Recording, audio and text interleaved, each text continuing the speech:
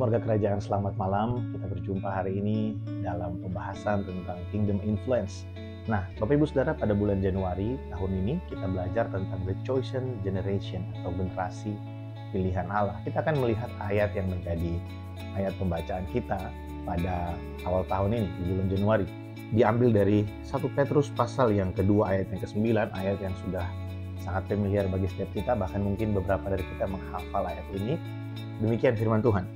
Tetapi kamulah bangsa yang terpilih, imamat yang rajani, bangsa yang kudus, umat kepunyaan Allah sendiri, supaya kamu memberitakan perbuatan-perbuatan yang besar dari Dia yang telah memanggil kamu keluar dari kegelapan kepada terangnya yang ajaib. Nah, Bapak Ibu Saudara, hari ini, di hari Senin ini kita hanya akan belajar tentang kamulah bangsa yang terpilih atau kamulah orang-orang yang dipilih oleh Allah. Saudara, untuk kita bisa mengerti bahwa kerajaan Allah itu memiliki dampak yang besar dalam hidup kita, kita harus mulai dengan mengerti bahwa kita ada hari ini, kita dapat mengenal Tuhan, kita dapat beribadah kepadanya, itu karena Tuhan terlebih dahulu memilih kita.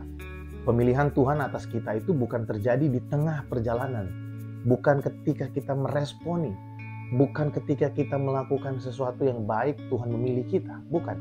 Tapi sebelum segala sesuatu ada, sebelum kita bahkan mengenal Dia, Tuhan telah memilih kita.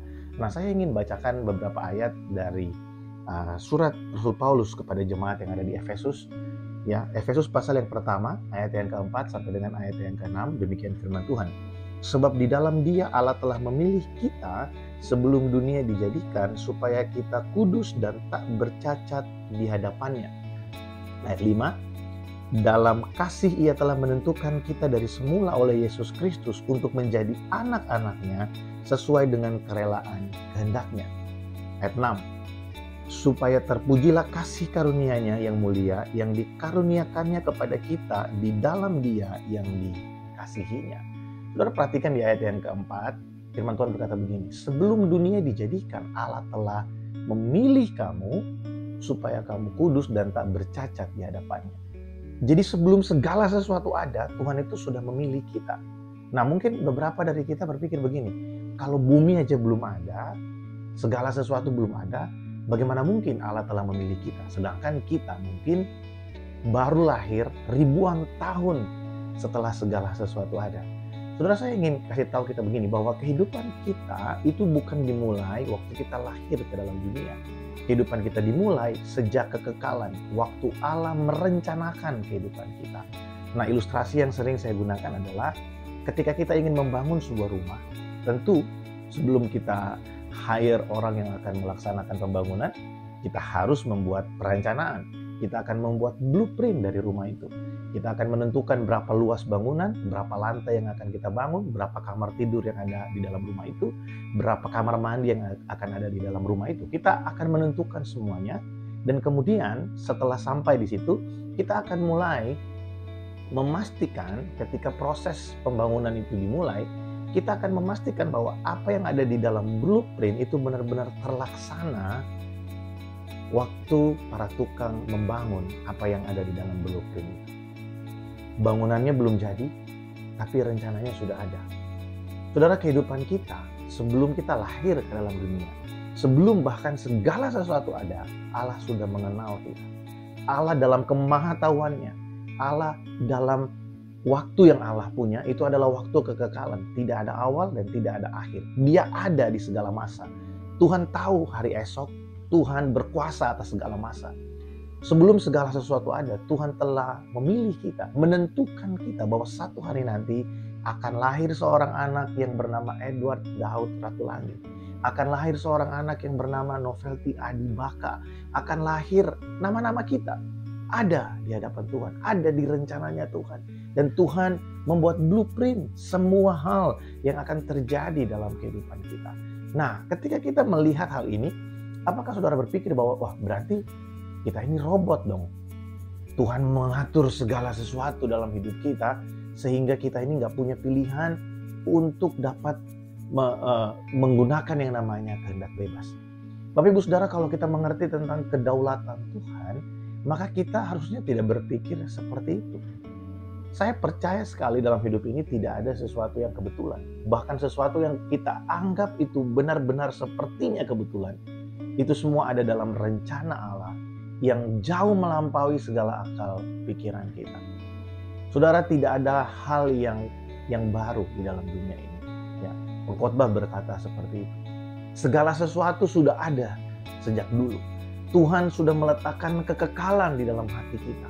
Tuhan memilih kita sebelum dunia dijadikan. Kalau kita bertahan sampai hari ini, harusnya kita lihat begini. Apa yang membuat kita bertahan hari ini? Apakah karena kita kuat menghadapi segala persoalan? Apakah karena kita rajin berdoa? Apakah karena kita rajin melayani? Atau mungkin kita balik pertanyaan. Apa yang membuat kita melayani sampai hari ini? Apa yang membuat kita terus beribadah sampai hari ini? Waktu kita ada di saat yang kita marah luar biasa, kita kecewa luar biasa, sepertinya kita mau meninggalkan Tuhan. Tapi kenapa kita bertahan? Kenapa kita tetap ke gereja? Kenapa kita tetap berdoa? Kenapa kita tetap merenungkan firman Tuhan? Jawabannya cuma satu. Karena Tuhan memang pilih kita sejak semula untuk kita menjadi kudus dan tak bercacat di hadapannya. Pemilihan Tuhanlah yang membuat kita mengerti bahwa dalam segala proses kehidupan kita, itu Tuhan punya rencana dalam hidup kita. Ketika kita melihat sepertinya struggle dalam hidup ini kayaknya berat sekali. Kita melihat bahwa persoalan dalam hidup kita ini kayaknya nggak habis-habis. Ketika kita melihat bahwa sepertinya ego kita ini diproses Tuhan dari waktu ke waktu, kesabaran kita diproses Tuhan dari satu hal kepada hal yang lain. Harusnya itu membuat kita semakin mengerti bahwa Tuhan itu mau kita menjadi kudus dan tak bercacat. Nah, dan harusnya ini juga membuat kita mengerti begini. Ketika ada orang, atau mungkin kita merasa bahwa, kok saya ini sombong banget, tapi Tuhan kayaknya nggak buat apa-apa ya. Nah, kita perlu mengintrospeksi diri. Kalau kita merasa hidup kita baik-baik saja di tengah segala kesalahan dan dosa yang kita lakukan, harusnya itu menjadi warning buat kita. Jangan-jangan kita belum mengenal kasih-Nya yang menyelamatkan kita. Karena kalau kita sudah berjumpa dengan momentum bahwa kita berhadapan, kita ditemukan oleh kasih-Nya yang menyelamatkan, maka harusnya kita tidak akan tenang tinggal di dalam zona nyaman, di dalam dosa kita. Kita pasti akan terus diproses Tuhan. Seperti yang ayat yang kita baca tadi dalam dalam Efesus pasal yang pertama. Sejak semula Allah menentukan kita supaya kita menjadi kudus dan tak bercacat di hadapannya. So, hari ini saya ingin kita belajar begini. Kerajaan Allah akan membawa dampak dalam hidup kita kalau kita mau mengerti dan kita memahami bahwa kita ada hari ini. Kita kenal Tuhan hari ini. Bukan karena keputusan kita yang pilih Tuhan, tapi karena Tuhan dengan rencananya, dengan caranya yang ajaib, membawa kita untuk mengenal Dia. Dan pilihan Tuhan atas kita lah yang menolong kita, menguatkan kita, mempertahankan kita. Dalam bahasa Rasul Paulus berkata begini, yang memelihara iman kita di hadapannya. Ya, mungkin kita kenal Tuhan awalnya waktu kita sakit. Sebelumnya kita nggak percaya Tuhan. Kita dari kepercayaan yang lain, dari agama yang lain. Namun ketika kita sakit, kita didoakan oleh seorang hamba Tuhan. Dan kita ditantang untuk menerima Yesus. Dan kemudian Roh Kudus menyentuh hati kita. Akhirnya kita mengakui Yesus sebagai Tuhan dan Juru Selamat kita. Itu hanya pintu masuk. Itu bukan akhir dari perjalanan. Itu adalah awal yang baru bagi kita. Itu adalah sebuah awal dari a new journey in our life. Perjalanan yang baru di mana kita akan mengalami perubahan demi perubahan. Kita akan mengalami penyempurnaan demi penyempurnaan. Mungkin kita mengenal Tuhan karena orang tua kita. Karena papa mama kita Kristen. Dari lahir, waktu kita lahir, kita sudah lahir di keluarga Kristen. Tapi seiring berjalannya waktu, kita mengalami banyak hal dalam hidup kita. Dan akhirnya kita menemukan sesuatu bahwa ya Tuhan itu hidup. Teman-teman anak-anak muda di gereja, mungkin kita dari lahir udah Kristen. Tapi pertanyaannya adalah begini, apakah kita ke gereja hari ini karena kita ikut orang tua? Atau kita ke gereja hari ini karena kita sudah menemukan Kristus yang hidup, yang nyata dalam perjalanan keseharian kita? Saya berdoa supaya kita benar-benar mengalaminya dalam hidup kita. Supaya perjalanan kita mengiring Kristus bukan menjadi perjalanan yang mengikut orang lain atau karena orang lain, tapi menjadi perjalanan karena kita sendiri mengenal Tuhan. Bapak Ibu Saudara, rekan-rekan anak-anak muda yang ada di gereja, mari kita memulai mengingat kembali bahwa Tuhan pilih saya dan saudara. Tuhan pilih setiap kita. Pemilihannya lah yang membuat kita bertahan sampai hari ini. Ya, untuk menutup renungan hari ini, saya ingin mengajak kita untuk mengingat ini. 2024 ini sebentar lagi akan berakhir. Dan pasti di sepanjang tahun ini ada masa-masa yang sulit yang pernah kita lewati. Bahkan mungkin ada masa di mana kita berpikir bahwa kita nggak akan bisa melewati kesulitan itu. Yang sangat-sangat krusial buat kita. Atau mungkin ada di antara kita yang pernah berpikir untuk bunuh diri, mengakhiri hidup. Namun sampai hari ini kita tetap percaya kepada Tuhan. Bahkan kita dibuat lebih kuat dari hari yang sebelumnya.